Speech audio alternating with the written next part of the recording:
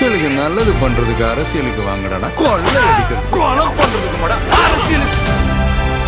Voice of லிகேஷனர்களுக்கு அன்பு வணக்கம். இன்றைக்கி நம்ம ரெண்டு விஷயத்தை பற்றி இந்த வீடியோவில் பேச போகிறோம். முதல் விஷயம் என்னென்னாக்கா, தளபதி விஜய் சங்கீதா அவங்களுடைய விவாகரத்து வந்து இன்றைக்கி கோர்ட்டில் ஹியரிங்க்கு வருது. ஸோ அந்த விஷயத்தை பற்றி பேச போகிறோம்.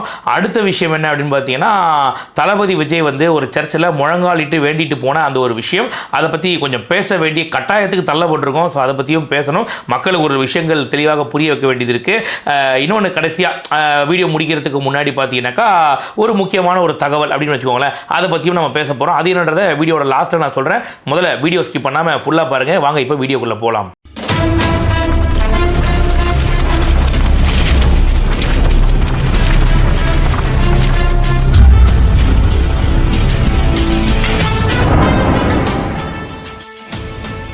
இப்போ பேச போகிற முதல் விஷயம் என்னென்னு பார்த்தீங்கன்னா, விஜய் சங்கீதா அவங்களுடைய அந்த விவாகரத்து அதை பற்றி தான் பேச போகிறோம். ஏன்னா வந்து இன்றைக்கி அது ஹியரிங்க்கு வருது. எப்பா அவங்க விஷயத்தை பற்றி நீ என்னப்பா பேசுகிற, அதை பற்றி நம்ம எதுக்குப்பா, நமக்கு எதுக்குப்பா அதை பற்றி எல்லாம் விட்டு போப்பா அப்படின்னீங்கன்னா, அதை விட்டுட்டு போங்கப்பான்னு சொல்கிறதுக்காக தான் நான் வந்திருக்கிறாரு. அதாவது இதை பற்றி நான் தீவிரமாக உள்ளே போய் என்ன நடந்துச்சு, எது நடந்துச்சு, தளபதி விஜய் வந்து எவ்வளோ கொடுக்குறதா இருக்கார் சங்கீதா அவர்களுக்கு, அதெல்லாம் அதை பற்றிலாம் நான் பேச விரும்பலை. விஷயம் என்னென்னாக்கா, இன்னும் 3 நாளில் தேர்தல் வரப்போகுது. இந்த 3 நாளைக்கு முன்னாடி இப்போ இந்த கேஸ் வந்து ஹியரிங்க்கு வருது. தலைவருமான விஜயிடம் இருந்து விவாகரத்து கோரி அவரது மனைவி சங்கீதா செங்கல்பட்டு நீதிமன்றத்தில் மனு தாக்கல் செய்திருந்தார். இந்த மனுவானது நாளையுடன் செங்கல்பட்டு முதலாவது குடும்ப நல நீதிமன்றத்தில் நாளை 4வது வழக்காக பட்டியலிடப்பட்டு விசாரணைக்கு வர இருக்கிறது. இதை வச்சு இந்த மீடியாக்கள் கொஞ்சம் நம்ம மன்னர்கிட்ட போயிட்டு பேமெண்ட் வாங்குறதுக்கான எல்லா வேலைகளையும் இன்னைக்கு பார்ப்பாங்க. பட் நான் என்ன சொல்றேன்னா, பொதுமக்களுக்கும் சரி, ஒரு சில நபர்களுக்கும், தாவேக ஆட்களுக்கும் சரி, இதை பற்றி நம்ம கண்டுக்க தேவையில்லை. ஏன்னா இது அவங்களோட குடும்ப பிரச்சனை. இதுக்குள்ளே போய் நம்ம மூக்க நுழைக்கிறது ரொம்ப ரொம்ப தவறு. ஏன்னா நம்ம யார் மேலே தப்புன்றதை நம்ம கிட்ட உட்காந்து பார்க்கலாம். அவங்க மேலே தப்பா, தளபதி விஜய் மேலே தப்பா, அதெல்லாம் நம்ம கிட்ட உட்காந்து பார்க்கலாம். நமக்கு ஒரு அரசியல் தலைவராக அவரை பிடிச்சிருக்கு, நம்ம ஒரு மாற்றத்தை விரும்புகிறோம், அதை நோக்கி அவர் பின்னாடி நம்ம போகிறோமே தவிர, ஒரு பர்சனல் லைஃப்பில் என்ன நடக்குது, ஏது நடக்குது, யார் பின்னாடி, அதெல்லாம் உண்மையிலே நமக்கு தேவையில்லாத விஷயம். இன்னைக்கு ஒரு நாள் இந்த மீடியாக்கெல்லாம் போட்டு மெல்லும் பயங்கரமாக வந்து விஜய் சங்கீதா, விஜய் மேலே இவ்வளோ தவறு இருக்கு, நீதிபதிகள் சரமாரி கேள்விகள், விஜயை விளாசிய நீதிபதிகள் அப்படின்ற மாதிரி பல விஷயங்களை போடுவாங்க. அது எதையுமே நம்ம கண்டுக்காம நம்மளோட ஃபோக்கஸ் என்னவோ அந்த ஃபோக்கஸை நோக்கி போங்க அப்படின்னு தான் சொல்ல வர்றாங்க. மற்றபடி வந்து யார் மேலே தப்புன்றலாம் நமக்கு தேவையில்லை. உண்மையிலேயே சங்கீதா அவர்கள் மேலே தப்பு இருந்தால் கூட அதை கடந்து போயிடுங்க. ஒரு சிலர் இருப்பாங்க அப்படியே பெண்கள் பாதுகாவலர் அப்படின்னு சொல்லிட்டு இந்த திமுக ஊப்பிகள் வருவாங்க. டேய் பாவம்டா சங்கீதா, பாவம்டா, வாழ துடிக்குதுடா அந்த ஜீவன், ஏன்டா இப்படி பண்ணுறீங்க அப்படின்னு இவ்வளோ நாள் வந்து இத்தனை வருஷமா சங்கீதாவை பற்றி கவலைப்படாதவங்க, விஜய் அவர்கள் சினிமாவில் நடிக்கும் போது அவன் குடும்பத்தையே கூறு போட்டு அசிங்க அசிங்கமாக பேசுகிற இந்த ஊப்பிக்கள் எல்லாம் இப்போ பார்த்தீங்கன்னாக்கா, பாவம்டா வாழ துடிக்கிறாங்க அப்படின்னு சொல்லிட்டு இப்போ உடனே அப்படியே பெண்கள் பாதுகாவலராக மாறிடுவாங்க. இவங்களுக்கு இந்த விளம்பரம் பண்ணுறது, இந்த நடிக்கிறது, நாடகம் ஆடுறது இதெல்லாம் வந்து கை தேர்ந்த விஷயம் அல்ல. அதை பற்றிலாம் நம்ம கவலைப்பட தேவையில்லை. இவனுக்கு என்னத்தான் நாடகம் ஆனாலும் மக்கள் மத்தியில் எதுவும் எடுபடாது அப்படின்றத மட்டும் சொல்லிட்டு இந்த டாபிக்கை இதோட கடந்து போயிடும் நம்ம. ஸோ விஜய் சங்கீதா அவர்கள் குறித்த அந்த விவாகரத்து வழக்கு எதுவும் பெருசாக வந்தாலும் நம்ம கண்டுக்க தேவையில்லை, கடந்து போயிடுவோம். என்ன நடந்துச்சு அப்படின்றத தேவைப்பட்டால் கமெண்ட் செக்ஷனில் சொல்லுங்கள். வேணா ஒரு வீடியோவா நாளைக்கு காலையில் போடுறேன். பட் அதை பற்றி நம்ம பேசாமல் இருக்கிறது நல்லது அப்படின்னு சொல்கிறேன் நான். அடுத்த விஷயம் என்னன்னாக்கா, தளபதி விஜய் அவர்கள் அந்த முழங்காலிட்டு சர்ச்சில் வந்து நடந்து போன ஒரு காட்சி சமூக வலைதளங்கள் ஃபுல்லாக பரவச்சு பல பேர் பார்த்துருப்பீங்க. ஸோ அதை பற்றி வந்து நிறைய பேர் கமெண்ட்டில் கூட போட்டிங்க, தலைவா இதை பற்றி பேச தலைவா, தலைவர் எவ்வளோ கஷ்டப்படுறாரு பாரு தலைவா அப்படின்ற மாதிரிலாம் போட்டிருந்தீங்க. உண்மையில் அதை பார்க்கும்போது எனக்கும் ரொம்ப கஷ்டமாக இருந்துச்சு. ஒரு மனுஷன் வந்து பார்த்தீங்கன்னாக்கா சினிமா துறையில் அப்படியே உச்சத்தில் இருக்காப்புல, அவர் யாராலையும் கிட்ட கூட நெருங்க முடியல, காக்கா கழுகு யாராலும் கிட்ட கூட வர முடியல, அந்த அளவுக்கு ஒரு உச்சத்தில் இருக்காப்புல. இருக்கிறதுலே கோலிவுட் சினிமாவில் அதிக சம்பளம் யாருக்குன்னா இவருக்கு தான். அது எல்லாத்தையும் உதறிட்டு எப்படி தேவையில்லை போடான்னு சொல்லிட்டு உதறிட்டு நம்ம மக்களுக்காக வராரு. எப்படி இந்த பேட்டரி போன டார்ச் லைட் மாதிரிலாம் இவர் கிடையாது, தெரிஞ்சுக்கோங்க. இன்னைக்கும் வேணாம் அரசியல் அப்படின்னு போனாருனாக்கா சினிமா துறை உச்சம் இவர் தான், அதில் மாற்றுக்கிறதே கிடையாது. ஆனால் மக்களுக்கு நல்லது செய்ய போகிறேன் அப்படின்னு சொல்லிட்டு அரசியலுக்கு வந்த ஒரே காரணத்தால் மனுஷன் இன்னைக்கு முட்டி போட்டு நடக்கிற அளவுக்கு பார்த்தீங்கன்னாக்கா நம்ம அவர் அந்த அளவுக்கு தள்ளிட்டோம், வேற ஒன்றுமே இல்லை.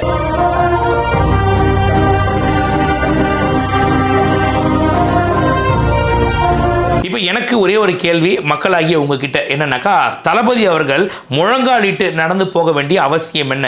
அவருக்கு வந்து பணங்காசு சம்பாதிக்கணுன்றதுக்காக அப்படி முழங்காலிட்டு நடந்து போனாரா, இல்லை எனக்கு சினிமா துறையில் ஒரே ஒரு வாய்ப்பு கிடைச்சிராதா அப்படின்றதுக்காக நடந்து போனாரா, இல்லை பணம் பேரு புகழ் இதெல்லாம் கிடைக்கணுன்றதுக்காக நடந்து போனாரா, எதுக்காக நடந்து போனாருங்க அவரு? இப்போ நான் சொன்ன இது எல்லாமே அவருக்கு இருந்தும் கூட மக்களுக்கு நல்லது பண்றதுக்காக எனக்கு ஒரு வாய்ப்பு கிடைக்கணுன்றதுக்காக அந்த இறைவன்கிட்ட வேண்டி முழங்காலிட்டு நடந்து போறாருங்க.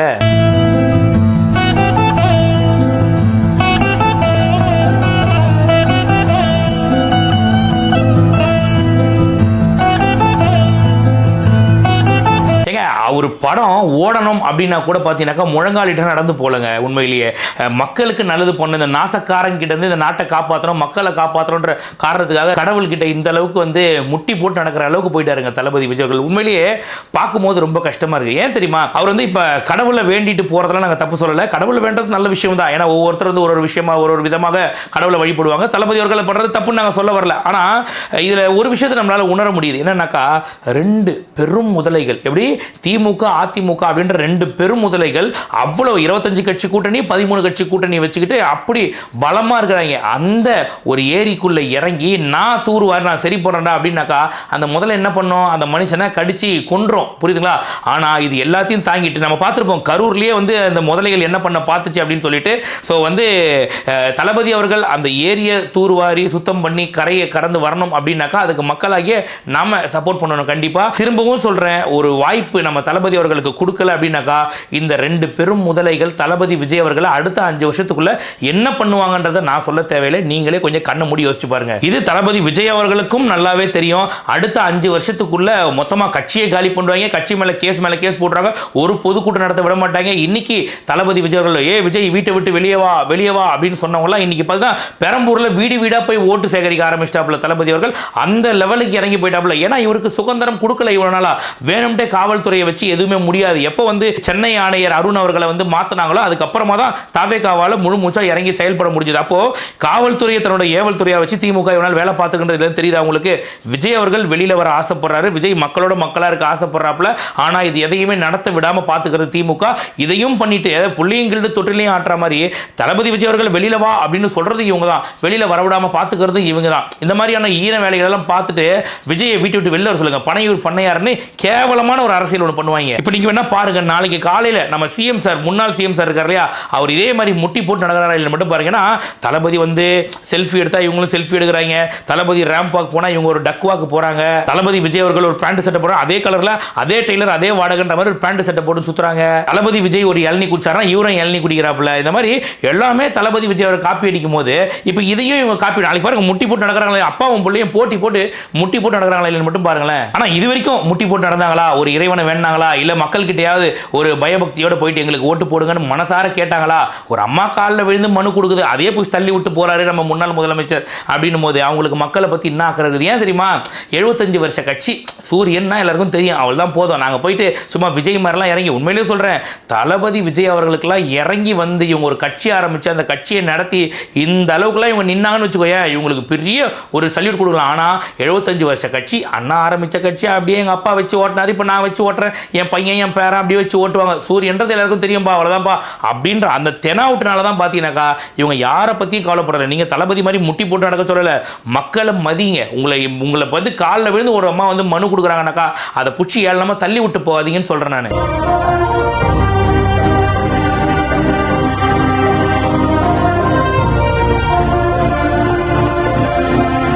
சரி, இவர் தான் எப்படி இருக்காரு, நம்ம இபிஎஸ் ஆவது ஒழுங்கா இருப்பாருன்னு பார்த்தாக்கா அவருக்கு என்ன கோடி கணக்கில் பணம் இருக்குது, ரெண்டாவது சென்ட்ரலில் பவர் இருக்குது. யாரும் எதை பற்றி அவங்களுக்கும் கவலை இல்லை. எல்லாருமே வந்து இந்த ஆட்சியை வச்சு சம்பாதிக்கத்தான் பார்க்குறாங்களே தவிர மக்களுக்கு சேவை செய்ய ஒருத்தரும் பார்க்கல. இல்லைன்னா யாருன்னா ஒருத்தர் வந்து நான் ஊழல் பண்ண மாட்டேன்னு சொல்லுங்க பார்க்கலாம். நான் ஊழல் பண்ணவே மாட்டேன்பா, எனக்கு எவனா ஊழல் பண்ணான்ற குற்றச்சாட்டு வச்சாக்கா அடுத்த நிமிஷம் அவங்கள நடவடிக்கை எடுப்போம்பா சொல்லுங்க பார்ப்போம். கிளிப்பானுங்க, ஒருத்தங்க கூட ஒரு வேலையை செய்ய மாட்டாங்க. ஏன் இடி எடுத்து அவ்வளோ எவிடன்ஸ் அனுப்புது, ஒரு எஃப்ஐஆர் போட்டு கேன்னு அதையே பண்ண மாட்டாங்க. இவங்க ஊழல் பண்ணாமல் இருப்பாங்களா? கண்ணுக்கு நேரம் இவனுங்க வந்து ஊழல் பண்ண போறானுங்கன்னு தெரிஞ்சு இவங்களுக்கு ஓட்டு போடுறது யோசிச்சுக்கோங்க நீங்களே. இப்போ இந்த வீடியோ பார்க்குற ஒரு சிலர் வந்து நாங்கள் விஜய்க்கு தானே ஓட்டு போடலான்னுக்கிறோம், நீ ஏன்ப்பா இவ்வளோ கிளாஸ் எடுக்கிறேன்னாக்கா தளபதி விஜய்க்கு ஓட்டு போடுறவங்களுக்கு சொல்லலை. ஒரு சில பொதுமக்கள் இருப்பாங்களே டைலமோல, யாருக்கு போடலாம், விஜய் வந்தால் செய்வாரா செய்ய மாட்டாரான்னு தெரியல, எதுக்கு ரிஸ்க் எடுக்கணும், பேசாம சூரியனுக்கே குத்தி விடுவோம் அப்படின்றாங்கல்ல, அந்த நபர்களுக்காக இந்த வீடியோ. தளபதி விஜய் அவர்கள் வந்து சினிமாவில் உச்சத்தில் இருக்காப்புல, அவர் நல்லா சம்பாதிக்கிறாப்புல, திருப்பி அரசியல் வேணான்னு போனாலும் அவர் பார்த்தா திரும்ப நல்லா சம்பாதிக்கலாப்புல, எந்த பிரச்சனையும் கிடையாது, நல்லா வெளிநாட்டை சொத்து வாங்கி போட்டு ஜாலியாக இருக்கலாம். அவர் எப்படி ஜாலியாக இருக்கலாம், எந்த ஒரு பிரச்சனையும் கிடையாது அவருக்கு. அதாவது எக்ஸ்பைரியான பேட்டரி மாதிரி கிடையாது, டார்ச் லைட்டில் போகிற பேட்டரி மாதிரி அவருக்கு கிடையாது, தாராளமாக பண்ணலாம். ஆனால் எல்லாத்தையும் விட்டுட்டு மக்களுக்காக வராருனாக்கா மக்கள் புரிஞ்சுக்கணும். இல்லை நாங்கள் புரிஞ்சுக்காம திரும்பவும் திமுக அதிமுக சூரியன் ரெட்டையில இருந்தால் நாங்கள் போவோம்னாக்கா சிக்கி சாவு, உன் தலையை தேவனாலே மாற்ற முடியாது. மறுபடியும் சொல்கிறேன், பொதுமக்களுக்கு ரொம்ப ரெக்வஸ்ட்டாக கேட்டுக்கிறேன் நான், கப்பு முக்கியம் பிகிலே அப்படிங்கிற மாதிரி தளபதி விஜய் அவர்களை எப்படியாவது முதலமைச்சராக்கி உட்கார வச்சிருங்க. அதுக்கப்புறம் ஒட்டுமொத்தமாக இந்த திமுக அதிமுக இவங்க சாயத்தை எல்லாத்தையும் தளபதி அவர்கள் வெளுக்க வச்சு வச்சிருவாப்புல. ரெண்டாவது உண்மையிலேயே சொல்கிறேன், தளபதி விஜய் அவர்களை இவங்க என்னென்ன பண்ணுவாங்க அப்படின்றத தாண்டி தளபதி விஜய்க்காக இந்த கட்சிக்காக குரல் கொடுக்குற எங்களை உட்பட வந்து பார்த்தீங்கன்னா இந்த 5 வருஷத்துல இவங்க ஆட்சியில் உட்காந்தாங்கன்னா என்னென்ன பண்ணுவாங்க. இப்பயே ஊர்பட்ட மிரட்டல் வருது, டேய் நாங்கள் ஆட்சிக்கு வந்தால் ஒன்று என்ன பண்ணுறோம் போடுறா 100% உனக்கு ஜெயில் கன்ஃபார்ம்டா அப்படின்னு சொல்லிட்டு மிரட்டிட்டு கிடக்குறாங்க. அதை பற்றிலாம் நம்ம கவலைப்படுறது கிடையாது. நம்ம மக்களுக்காக குரல் கொடுக்குறோம். என்னங்க தவறாக நம்ம பேசிட்டோம்? யாராவது ஒருத்தரையாவது நம்ம வந்து பார்த்தீங்கன்னாக்கா இல்லாத ஒரு அவதூறு கருத்தை நம்ம இது வரைக்கும் நம்ம பேசிட்டோமா? யோசிச்சு பாருங்க. நீங்கள் எதுவும் தவறாக பேசல. 2 வயசு குழந்தை ஏன்டா திமுக காரன் இந்த மாதிரி பண்ணா அதுக்கான நடவடிக்கை எடுத்தீங்க? நீங்கள் எப்படா இந்த கட்சியில் அலோவ் பண்ணுது? எங்கேருந்து அவனுக்கு தைரியம் வருதுன்னு ஒரு கேள்வி கேட்குறான். அதுக்கு ஒரு பையன் குரல் கொடுக்க மாட்டான். அதுக்கு முட்டு கொடுக்க வேணா இந்த மஞ்சப்பொடி மாமா பையன் மாதிரி ஆட்களை பணம் கொடுத்து வேலைக்கு வாங்குறானுங்க. இதெல்லாம் கேள்வி கேட்டாக்கா அவனை எத்தி உள்ள போடுறோம் பாடுறா அப்படின்னு மிரட்டுறாங்க எங்களை. ஸோ மக்களாகி நீங்க தான் முடிவு பண்ணிக்கணும் என்ன பண்ணணும், யாரை உட்கார வைக்கணும் அப்படின்றத தயவு செஞ்சு சிந்திச்சு வாக்களிங்க. திரும்பவும் சொல்றேன், நமக்கு நல்லது பண்றதுக்குன்னு யாரும் இதுக்கப்புறம் கிளம்பிலாம் வரமாட்டாங்க. ஏன் தெரியுமா? ஒன்னே ரஜினிகாந்த் மாதிரி வரேன்னு சொல்லி ஏமாத்துவாங்க, இல்ல வந்தவங்க கமலஹாசன் மாதிரி போய் காலில் விழுந்துருவாங்க. ஒரு மனுஷன் இவ்வளவு போல்டா இறங்கி திமுக அதிமுக இந்த 2 பெரிய முதலைகளை எதிர்த்து நிக்கிறார் அப்படின்னாக்கா அதுக்கே ஒரு பெரிய கட்ஸ் வேணும். அதுக்காக அவர் பின்னாடி ஒட்டுமொத்த தமிழ்நாடும் போய் பின்னாடி நிக்கணும். இல்லைன்னா யோசிச்சு பாருங்களேன், நீங்க அவரோட கடைசி படமான ஜனநாயகன் உட்பட அதை ப்ராப்பரா ரிலீஸ் பண்ண முடியாம எடுத்து லீக் பண்ற அளவுக்கு இங்க அரசியல் போயிட்டு இருக்கு அப்படின்னாக்கா யோசிச்சு பாருங்க எந்த அளவுக்கு ஒரு நெருக்கடியில் இருக்காப்புல தளபதி விஜய் அவர்கள். அவரை முடிச்சோட எவ்வளவு காத்துக்கிட்டு இருக்காங்க அப்படின்னு சொல்லிட்டு உடனே நீங்க எல்லாம் ஒரு கேள்வி கேட்டுறாதீங்க. அந்த ஊபி கேள்வி வேணா பார்த்தானா ஒரு கேள்வி கேட்டுருவோம், ஏய் என்னப்பா ஜனநாயகன் படத்தை சென்சார் கூட லீக் பண்ணல, எடிட்டிங் டீம்ல இருந்து லீக் பண்ணாங்கன்னு சொல்றாங்க. நீ என்னமோ வந்து திரும்ப அதை பத்தி பேசிட்டு இருக்கனாக்கா பெரிய அப்படியே விளக்க வெங்காயம் மயிரை கொடுத்துருவாங்க. நீங்க அப்படியே வந்து நான் கேட்கிற கேள்வி என்னன்னாக்கா, படத்தை எடுத்து லீக் பண்ணது எடிட்டிங் டீம்ல இருக்கணும், எவன் ஒன்னா இருந்துட்டு போட்டோம் பரவாயில்ல. படத்தை ரிலீஸ் பண்ற சொன்ன டைம்ல ரிலீஸ் பண்றதுக்கு இவனுக்கு சென்சார் போர்டில் அப்ரூவல் கொடுத்தாங்க, சர்டிபிகேட் கொடுத்தாங்கன்னாக்கா இந்நேரம் படத்தை ரிலீஸ் பண்ணிருப்போம்ல. லீக் ஆயிருக்க வாய்ப்பு இருக்கா? யோசிச்சு பாருங்க. அப்போ இந்த படத்தை வச்சு அரசியல் பண்ணி இந்த படத்தை முடக்கனா இந்த மாதிரி லீக் ஆகாம வேற என்ன ஆகும்? அப்ப இதுக்கு உண்மையிலேயே இவங்களும் தானே உடந்த படத்தை வச்சு ஒரு அரசியல் பண்ணது உண்மை தானே. இது லீக் பண்ணது வேணா எடிட்டிங் டீமா இருக்கணும், படத்தை வச்சு அரசியல் இவனுக்கு பண்ணானுங்களா இல்லையா? அந்த மாதிரி தளபதி விஜய் அவர்கள் அவர் மாற்றத்தை கொடுக்குறேன், நான் ஊழல் பண்ண மாட்டேன், சத்தியமா மக்களோட ஒரு பைசா எனக்கு தேவையில்லை, மக்களுக்கு நல்லது பண்ணேன்னு அந்த மேனிஃபெஸ்டோவை படிச்சேன்னா தெரியும்டா மக்களை எந்த அளவுக்கு நேசிக்கிற ஒரு தலைவர் அந்த அளவுக்கு மேனிஃபெஸ்டோ எழுதியிருப்பாருன்னு. ஒரு வாக்குறுதிகளும் அந்த மக்களை பத்தி அந்த கஷ்டங்களை உணர்ந்து ஒரு வாக்குறுதிகளை எழுதியிருக்காங்க. இவங்கள மாதிரி சும்மா ஒரு இரும்பு பெட்டியில் தூக்கி மனுவை போட்டு ஜெயகடா மாதிரிலாம் சத்தியமா பண்ணல. அவர் வந்து ஒரு வாக்குறுதிகளும் அவ்வளவு தெளிவாக அந்த மக்களுக்கு என்ன கொடுத்தா இவங்க சொர்க்க பூமியில் இருப்பாங்களோ தளபதிகள் அப்படி எழுதியிருக்காப்புல. ஒரு வாய்ப்பை கொடுத்து தான் பார்க்கலாமே நம்ம. இல்லை ஏன் சொல்றேன் அப்படின்னாக்கா, தளபதி விஜய் அவர்கள் அரசியலுக்கு வந்து மக்களுக்கு மாற்றத்தை கொடுக்குறேன்னு சொல்லி முதல் தேர்தலை இப்போ தான் சந்திக்கிறாரு. இதுக்குள்ளேயே என்னென்ன பண்ணாங்கன்றது உங்களுக்கு தெரியும், நான் சொல்ல வேண்டியது கிடையாது. இன்னும் ஒரு 5 வருஷம் கழிச்சு இந்த 5 வருஷம் கழிச்சு அடுத்த தேர்தலில் தளபதி போட்டிக்கிறார் அப்படின்னாக்கா என்னென்ன பண்ணி வச்சிருப்பாங்கன்றத நான் சொல்ல தேவையில்லை, அதுவும் உங்களுக்கு நல்லா தெரியும். அன்னைக்கு எம்ஜிஆருக்கு என்னென்னலாம் பண்ணாங்க அப்படின்றத நம்ம கேள்விப்பட்டிருப்போம். ஆனால் இன்னைக்கு தளபதி விஜய் அவர்களுக்கு இது எல்லாம் அப்படி நடக்கும்போது கண் கூட நம்ம பார்க்குறோம். நம்ம அந்த அளவுக்கு நாசக்காரங்க இந்த திமுக காரங்க. தயவு செஞ்சு சொல்கிறேன், உன் ஓட்டை திமுகவுக்கு மட்டும் போட்ட அப்படின்னாக்கா உண்மையிலேயே சொல்கிறேன் ஒரு குற்ற செயல் நடக்குது இல்லையா? வடநாட்டிலேருந்து ஒருத்தன் வரான் அப்படின்னாக்கா அவனை வெட்டாம்பர் ஒருத்தன் போதையை போட்டு அதுக்கு நீயே ஒரு உடந்த, 2 வயசு குழந்தைய ஒரு திமுக கார கை வைக்கிறான் பாரு, குழந்தை இறந்தே போது பாரு, அதுக்கு நீயே ஒரு உடந்த. சாதாரணமாக பள்ளிக்கூடத்துக்கு போகிற பெண்ணை கூட கையை பிடிச்சி இழுத்து தூக்கிட்டு போய் கடத்திட்டு போய் கூட்டு பாலியல் வன்கொடுமை பண்ணுறான் பாரு, அதுக்கு நீயே ஒரு உடந்த. இந்த மாதிரி தமிழ்நாட்டில் எந்த பிரச்சனை நடந்தாலும் எல்லாத்துக்கும் நீ ஒரு உடந்தையார் பண்ணுறது மட்டும் எழுதி வச்சு. ஏன் தெரியுமா சொல்கிறேன்? இதெல்லாம் வந்து டைரக்டா ஸ்டாலினும் உதயநிதி ஸ்டாலினும் வந்து பண்ணிட்டாங்கன்னு சொல்ல வரல.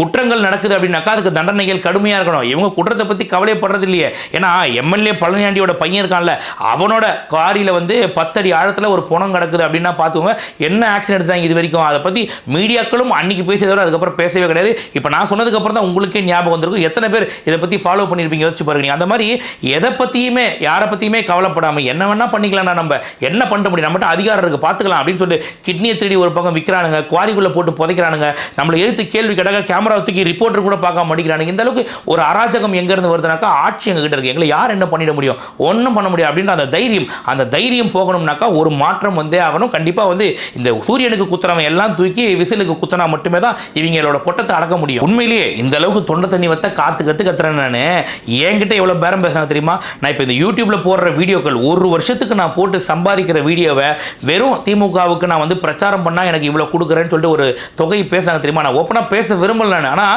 அதை வாங்கிட்டு திமுகவுக்கு பேசுறதுக்கு சத்தியமாக மனசு வரலடா எனக்கு. ஏன் தெரியுமா?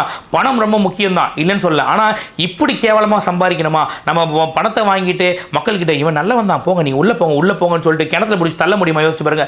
மனசு ஒத்துக்க மாட்டா, பிச்சை கூட எடுத்துடலாம்டா பரவாயில்ல, அதுக்காக இப்படி எல்லாம் சம்பாதிச்சு சாப்பிடுறது அப்படிங்கிற மாதிரி ஒரு கேள்வி வேற ஒண்ணுமே கிடையாது. இந்த ஊப்பிக்கலை விடுங்க, அவனுங்க வந்து எப்படி வேணாலும் தின்னுவானுங்க. அவனுங்க யார் காசு கொடுத்தாலும் வாங்குவாங்க, பீல்ல 10 பேர் நக்கி எடுத்து போறானுங்க ஊப்பிக்கலை. அவனுங்களை விடுங்க பரவாயில்ல. ஆனா நமக்குன்னு ஒரு சுய கௌரவம் இருக்குல்ல, ஒரு மரியாதை இருக்குல்ல, நமக்குன்னு ஒரு இது இருக்கு இல்லையா? அதாவது எப்படி இவங்க கெட்டவன்னு தெரிஞ்சு அவன் கொடுக்குற பணத்தை வாங்க முடியுமா? யோசிச்சு பாருங்க. நீங்க உண்மையிலேயே சொல்கிறேன், என்கிட்ட கூட நிறைய பேர் கேட்டிருந்தீங்க, எப்பா சரி இப்போ விஜய் வந்துட்டாரு, நீ விஜய்னு கொடி பிடிக்கிற, இப்போ விஜய் வந்து இல்லைனாக்கா நீ யாருக்கோ ஒருத்தருக்கு போடுவில்லப்பா, யாருக்குப்பா போடுவேன்? சத்தியமாக சொல்கிறேன், விஜய் அப்படின்ற ஒரு வந்து இல்லைனாக்கா என்னை போல பல இளைஞர்கள் சரி தற்கூரிகளாக சுற்றிட்டு இருந்திருப்போம். எப்படி தளபதி விஜய் அவர்கள் அரசியலுக்கு வந்ததுக்கப்புறம் தான் 3 வயசு 4 வயசு குழந்தைலாம் இன்னைக்கு அரசியல் பேச ஆரம்பிக்குது. அவர் அரசியலுக்கு வந்ததுக்கப்புறம் தான் நானே சீமானோட உண்மை முகம், சீமான் சொல்கிறதெல்லாம் பொய் கதை, அதெல்லாம் கட்டுக்கதையை தூக்கி பேசிட்டு இருக்கான்றதை உணர்ந்ததே அப்போ தான். இல்லைனா அவனுக்கு ஃபயர் விட்டுருப்பானா, அவனுக்கு ஓட்டு போட்டுருப்பானா யோசிச்சு பாருங்க. நீங்கள் அந்த அளவுக்கு வந்து நானும் தற்குறியாக இருந்தேன். திமுக அதிமுக ஆட்சி காலத்தில் என்ன உட்பட எல்லா இளைஞர்களும் தற்குறிகளாக இருந்தாங்க. எங்களுக்கு அரசியலை தெளிவுபடுத்தது தளபதி விஜய் அவர்கள்.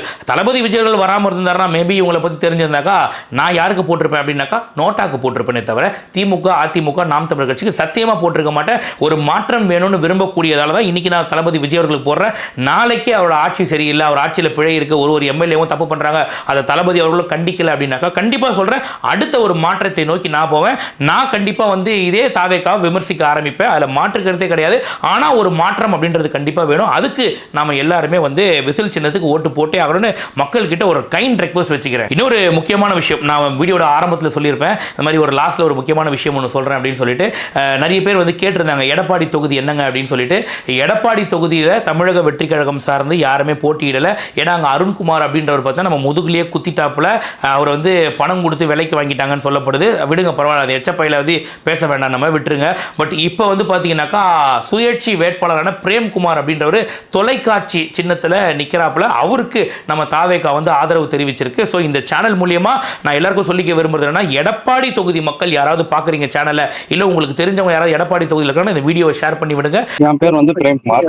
நான் வந்து ஆரம்ப காலத்துல இருந்து தலைவரோட ரசிகனா இருந்தேன். இப்போ வந்து எடப்பாடியில சுயேட்சையை நான் போட்டேன். எடப்பாடி பழனிசாமியை தோக்கடிக்கணும் என்ற எண்ணத்தில் நான் போட்டேன். அது வந்து இன்னைக்கு வந்து அது தளபதி விஜய் அவர்கள் எனக்கு கூப்பிட்டு ஆதரவு தெரிவித்தது மிகப்பெரிய ஒரு எழுச்சி. அந்த தொகுதி மக்கள் மத்தியில ஒரு மிகப்பெரிய ஒரு தாக்கத்தை உண்டாக்கும். கண்டிப்பாக எடப்பாடி பழனிசாமி தோற்கப்படுவார். எடப்பாடி தொகுதி மக்கள் தொலைக்காட்சி சின்னத்தில் போட்டியிடுற பிரேம்குமார் அவர்களை ஆதரிக்க சொல்லி தாவேகா சார்பாக சொல்கிறோம். ஸோ அதை வந்து நிறைய பேர் பார்க்கும்படி செய்யுங்க. அதனால் எடப்பாடி தொகுதி மக்கள் தயவு செஞ்சு அந்த பிரேம்குமாருக்கு வாக்களித்து அவரை வெற்றி பெற செய்யுங்க. நம்ம வாக்கை வந்து கொண்டு போய் திருப்பி இந்த நாசக்கார கட்சிகளுக்கு போட்டுறாதீங்க, பிரேம்குமார் அவர்களுக்கு போடுங்க அப்படின்றத தமிழக வெற்றி கழகம் சார்பாக கேட்டுக்கிறேன். அடுத்து இன்னும் ஒரு போனஸ் கிளிப் கடைசியாக முடிக்கும் போது ஒரு முக்கியமான விஷயம், அது என்னன்னாக்கா உங்களோட ஓட்டு உங்களோட உரிமை. ஓட்டுக்கு பணம் கொடுத்தா தாராளமாக வாங்கிக்கோ, தவறே கிடையாது. உன் பணத்தை தான் உன்ட்ட கொடுக்குறான். ஏன்னா இவ்வளோ நாள் உன்ட்ட கொள்ளையடிச்சான் இல்லையா, அந்த பணம் இந்த பணம் விலை உயர்வுன்னு சொல்லிட்டு உன்ட்ட கொள்ளையடிச்சிருப்பான்ல, உன்ட்ட லஞ்சமாக வாங்கின காசு, அந்த காசெல்லாம் கொண்டு வந்து இறக்குவாங்க. அதனால் தாராளமாக கொடுக்குற காசை வாங்கிக்கோ. வாங்கிக்கிட்டு உனக்கு யாருக்கு ஓட்டு போடணுமோ அவங்களுக்கு போடு. ஒரு தமிழ்நாட்டுடைய குடிமகனாக நான் சொல்கிறேன் இப்போ இந்த வார்த்தையை, நீ தாவேக்காக்கு தான் போடணும், திமுகவுக்கு தான் போடணும், அதிமுகவுக்கு தான் போடணும்னு நான் சொல்ல வரல. தயவு செஞ்சு சொல்கிறேன், உன் ஓட்டை மட்டும் விட்டுறாத. ஒரு ஓட்டு போடுறதுல என்ன ஆகிட போகுது, நான் இதுக்காக கிளம்பி வரணுமா அப்படின்னு தயவு செஞ்சு நினைக்காதீங்க. உங்கள் ஓட்டு உங்கள் உரிமை. தயவு செஞ்சு யாருக்கு வேணாலும் போடு, ஆனால் ஓட்டு போடாமல் மட்டும் இருந்துடாத.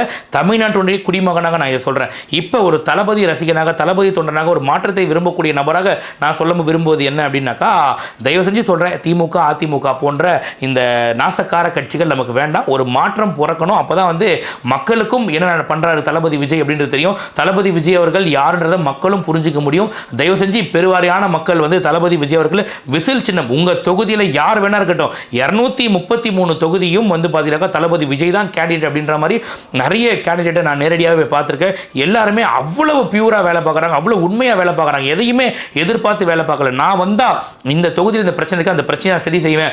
ஒருத்தருக்குள்ள ஒருத்தர் போட்டி போட்டு வேலை பார்க்குறாங்க. நான் வந்தேன்னாக்கா என் தொகுதி தான் சிறந்த தொகுதின்னு தமிழ்நாட்டில் நான் பண்ணி காட்டுறேன் பார் அப்படின்னு சொல்லிட்டு பவானி சாகர் தொகுதிக்கு போகிறேன். அங்கே தமிழ்செல்வி மேடம் வந்து சொல்கிறாங்க. இந்த பக்கம் ஆற்காடுக்கு போகிறேன், போனால் அங்கே விஜய் மோகன் வந்து கண்டிப்பாக சொல்கிறேன், எல்லா நியூஸ் மீடியாலாம் வரும் பாருங்க, நீங்கள் இந்த தொகுதி நான் எப்படி பண்ணுறேன், எவ்வளவு பிரச்சனைகள் இருக்குது, அந்த பிரச்சனை சரி செய்யணும் இல்லையா பாருங்க. தண்ணி பிரச்சனை மிகப்பெரிய பிரச்சனை இருக்குன்னு அவர் சொல்கிறாரு. இந்த பக்கம் குடியாத்தம் போனாக்கா சிந்து அவங்க எவ்வளோ படிச்சிருக்காங்க, அவங்க படித்தவங்க, அவங்க வந்து உண்மையிலேயே சொல்கிறேன், ஒரு பேஸ்மெண்ட் அப்படின்றது பார்த்தீங்கன்னா கல்வி. அந்த கல்வியை நான் எல்லாருக்கும் கொடுப்பேன். நான் கண்டிப்பாக காமராஜர் வழியில் நான் கல்வியை கொடுப்பேன். ஒவ்வொருத்தருமே பார்த்தீங்கன்னாக்கா ஒரு வழியில் இங்கே பயணிக்கிறாங்க அப்படின் போது பார்க்கும்போது மெய் சிலுக்குது. இதே அப்படியே பக்கத்திற்கு போய் திமுக காரங்கிட்ட போயிட்டு, எப்பா நீ ஆட்சிக்கு வந்தால் என்னப்பா பண்ணுவேனாக்கா, இப்போ 200 கோடியாக இருக்கிறது 300 கோடியாக நான் மாற்றுவேன் சொத்தை. சத்தியமாக இப்படி தான் சொல்லுவானே தவிர மக்கள் வளர்ச்சியை பற்றி யோசிக்கவே மாட்டான். அதனால் மக்களாகிய நீங்கள் சிந்திச்சு வாக்களிக்கணும் யாருக்கு ஓட்டு போடுறது அப்படின்னு சொல்லிட்டு என்ன கேட்டால் விசில் சின்னத்துக்கு போட்டு ஒரு மாற்றத்தை உருவாக்குங்கன்னு சொல்லுவேன் நான் உண்மையிலேயே. இல்லைனா யோசிச்சு பாருங்க, நீங்கள் வெளிநாட்டிலேருந்து பல பேர் அப்ராட்லேருந்தெல்லாம் கிளம்பி, அதாவது இளைஞர்கள் படையெடுத்து வராங்களாம் தளபதி விஜய் அவர்கள் ஓட்டு போடுறதுக்காக. நான் என் ஓட்டு போட்டே ஆகுன்னு சொல்லிட்டு கிளம்பி வரானா. அவனுக்கு என்னங்க அவசியம்? அவனுக்கு யாருக்கிட்ட என்ன போட்டாலும் ஒன்றும் வரப்போதில் போடா அப்படின்னு சொல்லிட்டு போயிடலாம். ஆனால் ஒரு மாற்றம் வேணும்னு சொல்லிட்டு பல பேர் அங்கேருந்து கிளம்பி வரான். இதில் ஒரு சிலருக்கு வேலையே போயிடுச்சு. ஏன்னா வெளிநாட்டில் போய் வேலை பார்க்கும்போது இந்த கான்ட்ராக்டில் வேலை பார்த்தா பாஸ்போர்ட்டை பிடிங்கி வச்சுப்பாங்க, தெரியும் இல்லையா? அப்போ வேலையை விட்டு நின்னாலோ இல்லை இந்த கான்ட்ராக்ட் முடிஞ்சாங்க திருப்பி பாஸ்போர்ட்டை கொடுப்பாங்க. என் பாஸ்போர்ட்டை கொடுறா, நான் போவேன், என் தலைவனை நான் ஓட்டு போடுவேன், நீ யார மாதிரி எனக்கு சொல்கிறது அப்படின்னு சொல்லிட்டு அவன் பாஸ்போர்ட் வாங்கி வேலையே இல்லாலும் பரவாயில்லன்னு தளபதிக்கு ஓட்டு போட வரான். அந்த மாதிரி இளைஞர்களோட கனவுல மண்ணள்ளி போட்டுறாதீங்க ப்ளீஸ். நீங்கள் வாங்குற 500,000 காசை வாங்கிட்டு நான் என் விசுவாசத்தை காசு வாங்கணும் தான் காட்டுவேன்னாக்கா திருப்பி அவன் பெருசாக எடுத்து வைப்பான் அவனுக்கு ஆப்பு. தயவு செஞ்சு சொல்கிறேன், சிந்திச்சு வாக்களிங்க. நிறைய குற்ற செயல் நடக்குது இங்கே, போதை கலாச்சாரம் போயிட்டு இருக்குது, பெண்கள் பாதுகாப்பு இல்லை, காவல்துறையை பார்த்தீங்கன்னாக்கா கட்டுக்கடங்காமல் அவங்க ஒரு கொடூரமாக சுற்றிக்கிட்டு இருக்காங்க. அதாவது உக்கிரமாக சுற்றுற மாதிரி அவங்க என்ன பண்ணுறாங்கன்னு அவங்களுக்கே தெரியாமல் போயிட்டு இருக்காங்க. அந்த மாதிரி தயவு செஞ்சு இங்கே எதுவுமே சரியில்லை, எல்லாத்தையும் மாற்றணும் அப்படின்னாக்கா ஒரு மாற்றம் வந்தே ஆகணும். பல இளைஞர்களோட கனவு வேலை வாய்ப்பாக இருக்கட்டும், கல்வியாக இருக்கட்டும், பெண்கள் பாதுகாப்பாக இருக்கட்டும், இது எல்லாத்துக்கும் ஒரு சிறந்த மேனிஃபெஸ்டோ, அதாவது தேர்தல் வாக்குறுதிகளை தளபதி விஜய் அவர்கள் கொடுத்துருக்காரு. தொண்டை தண்ணி வத்த கத்திட்டு இருக்கேன், தயவு செஞ்சு சொல்கிறேன்டா விசில் சின்னத்துக்கு ஓட்டு போடுங்க. இல்லைன்னு வச்சுக்கோங்க உங்களோட சேர்ந்து நானும் படுகொலையில் வந்து சாவணும். எல்லாருமே அதிகபட்சமாக வந்து விசில் சின்னத்துக்கு அந்த அளவுக்கு ஒரு ஆதரவு தராங்க. உண்மையிலே பெரிய விஷயமா இருக்குது. இருந்தாலும் ஒரு சில நியூட்ரல் ஃபேன்ஸ், அதாவது இப்போ நான் கூட ஒரு சில வீடியோக்கள் பார்த்தேன், திமுக காரன் போயிட்டு பிரெயின் வாஷ் பண்ணுறான். ஏமா இங்கே வா, யாருக்கு ஓட்டு போட போகிறேன்னாக்கா நான் விஜய்க்கு தான் போகலாம். எதுக்குமா விஜய்க்கு போடுறேன் அப்படின்னாக்கா, இல்லை ஒரு மாற்றம் வரணும். எதுக்குமா மாற்றம் வரணும்? நான் எல்லாமே பண்ணியிருக்கோமா, எவ்வளோ பண்ணியிருக்கிறோமா நாங்கள். விஜய் வந்து நாளைக்கு எதுவும் பிரச்சனைனாக்கா நீங்கள் போய் விஜயை பார்க்க முடியுமாமா அப்படின்னு ஒரு கேள்வி கேட்குறேன். அந்த அம்மா அமைதியாக நிற்கிறாங்க. அப்போ என்ன பண்ணுவீங்க? வாடாங்க, சட்டையை பிடிச்சவனை இருக்கணும், வாடா இங்கே வந்தவன் இவனை ஃபஸ்ட் அசிங்கமாக கேட்டவனை ஈத்து 2 வயசு குழந்தைய ஒரு திமுக காரன் வந்து கெடுத்தானடா, அதுக்கு எவன்டா குரல் கொடுத்தது? முதலமைச்சர் அதை பற்றி பேசினாடா. சொந்த கட்சியில் ஒரு தவறு நடந்தாலும் அதை தட்டி கேட்குறவனா தலைவன். நாமக்கல்ல ஒரு பெண்ணுக்கிட்ட தவறாக நடந்தார் ஒரு மாவட்ட செயலர் சொல்லிட்டு கட்சியை விட்டு தூக்குனாரா தளபதி விஜய் அவர்கள். அந்த மாதிரி நீங்கள் இது வரைக்கும் ஒருத்தனை பொறுப்பில் தூக்குறீங்களா? ஊழல் பண்ணுறாங்களா, அவங்க மேலே நடவடிக்கை எடுத்தீங்களா நீங்கன்னு சொல்லிட்டு இந்த பொதுமக்கள் திமுக காரங்கிட்ட கேள்வி கேட்கணும். என்னத்தடா சரி செஞ்சீங்க? வாடா நான் ரோட்டை காட்டுறேன், குண்டு குழிமா ரோட்டை காட்டுறேன், காட்டுங்க. உண்மையிலே ரோடு குண்டு குழிமா தான் இருக்கு, ஒரு ரோடும் சரி கிடையாது. இப்போ ஒரு 6 மாசமா போட்டுருப்பாங்க பரவாயில்ல, அதுக்கு முன்னாடி சும்மா கையில் பேத்தாலே வந்துடும் அந்த ரோடு. பேத்து எடுத்து காட்டுதா ரோடு போட லட்சணத்தை பாருடா. நீங்கள் இந்த அளவுக்கு தான் ரோடு போட்டு வச்சுக்கிறீங்க. 7 மணி 8 மணிக்கு கூட நான் வெளில நடந்து போகிறேன், எனக்கு பாதுகாப்பு இருக்குன்னு தெரியுமா? நீ ஓரமா நின்று எட்டி பாடுறா, நீ நான் நைட் நடந்து போகிறேன்டா, எனக்கு பாதுகாப்பு கிடையாதுடா. எப்படா போதை பொருள் உள்ள வருது? நான் கேட்குறேன், உங்கள் பெர்மிஷன் இல்லாமல் உங்களுக்கு கட்டிங் கொடுக்காம போதை உள்ள வந்துதான்னு சொல்லிட்டு கேட்கணும் கேள்வி. அந்த திமுகவுக்காக பிரெயின் வாஷ் பண்ணுறதுக்கு உங்களுக்கு நோக்கி வராங்க இல்லையா? வேணாங்க விஜயெல்லாம் நீங்கள் பார்த்துட முடியுமாங்க அப்படின்னு கேட்குறவங்க இன்னைக்கு விஜய் வீடு வீடாக ஏறி வராரு. பெரம்பூரில் இருக்க ஒரு வீட்டுக்கும் வந்து ஓட்டு கேட்குறப்பல விஜய் ஸ்டாலின் வந்தாரா? சரி, நான் இன்னொன்று கேட்குறேன், ஸ்டாலின் அவர்கள் வராருன்னே வச்சுக்கோங்க பரவாயில்ல, இதுக்கு முன்னாடி எப்போ ஸ்டாலின் வந்தாருன்னு கேளுங்க. ஸ்டாலினுக்கு என்ன ரெஸ்ட்ரிக்ஷன்? போலீஸ் நினைச்சா ப்ரொடெக்ஷன் கொடுக்க முடியும், அவருக்கு தான் தமிழ்நாடு இருக்குது. அவர் ஏன் வீடு வீடாக போகல? 21 இதே மாதிரி வீடு வீடாக போயிருப்பாப்ல, இப்போ 26 வீடு வீடாக போறாரு, அடுத்து 31 வீடு வீடாக போவாப்ல. இப்போ ஸ்டாலின் மட்டும் என்னத்தை வீடு வீடாக போய் கிழிச்சாரு? நீங்க கேட்கணும். இந்த திமுக காரன் நாக்கு புடிட்டு சாவற அளவுக்கு கேட்கணும் அவன்கிட்ட கேள்வி. பார்த்துக்கோங்க மக்களே, இன்னும் 3 நாள் தான் இருக்கு. தயவு செஞ்சு சிந்திச்சு வாக்களிங்க. பல இளைஞர்களோட வாழ்க்கை இதில் அடங்கி இருக்கு. தளபதி விஜய் அவர்கள் வந்து பார்த்தீங்கன்னாக்கா அவர் நிறைய கஷ்டப்பட்டாரு. இதுக்கு மேலே நம்ம கஷ்டப்படுத்த விரும்பல.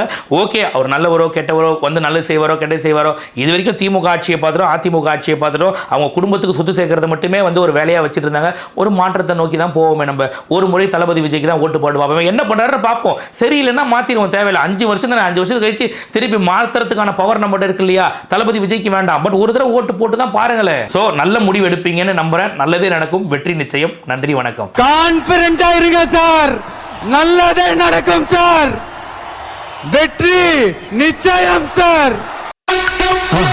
மறக்காம சர்ப்ரைஸ் பண்ணுங்க. தேங்க்யூ.